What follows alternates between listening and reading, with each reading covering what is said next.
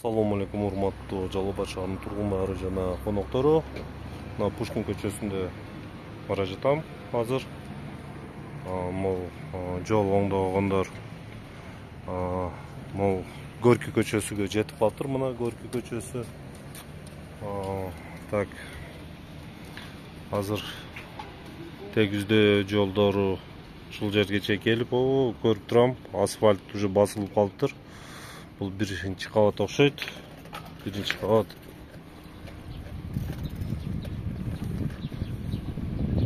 Аз көрөйлі болып атқан іште.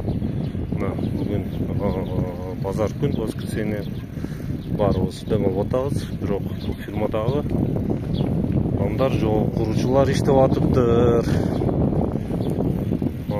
Жакында эле башталган. Анча жерге, бузган жерге асфальт төшөлүп калыптыр. Mo Жалал Абад мамлекеттик нотариус. Көрөйлү. Техникалар турат.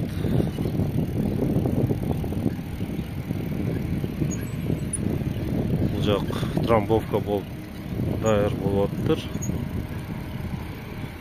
Бұл көчөгө, мол көчө экен аты. Жол экен жазылып алыптыр. Шу көчөгө чейин асфальт келип калыптыр. Бул эми канча слой болот билбейм.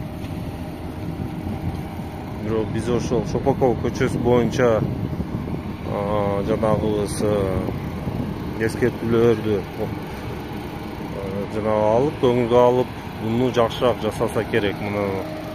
Бұл бірінші слой екен, азыр екінші слой басат да, канализациялар шығып тұрған қарағанда бұл бірінші слой.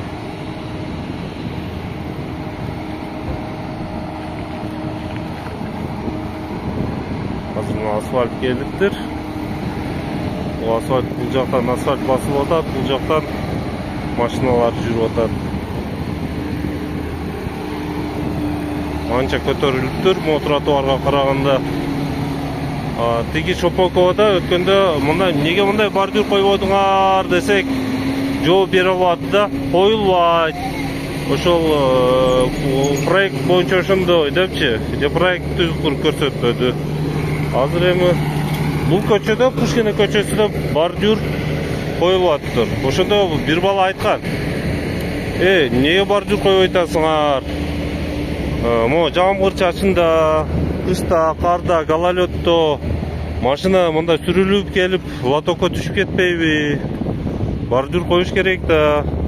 Десе, жок, проектте бордюр жок эле деп ут берди. Бирок кандай коюлбайт проектте? Любой эле проектте бордюр болсо керек эле, билбейм.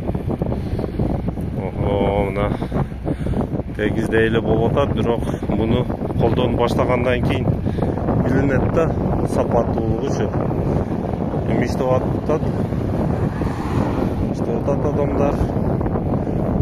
Азыр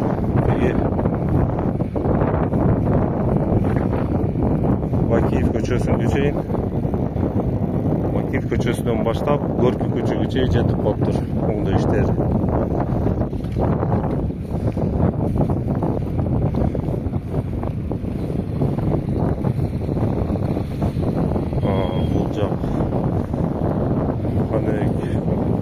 Рашиев көчөсү жабып турат.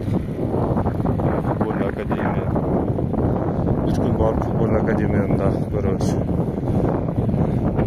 Канализациялык люктор чыгып турат. Себеби бул биринчи слой, дагы бир слой басылса, ошол жол менен тең болуп калат. Көрүп жаткандай эсер убагында машина аз, жол азыркы машиналардын саныга расчет болбогон. Ошон үчүн коммуникациялар жолдо ортосунда калып калды. Жолду кеңейткенде.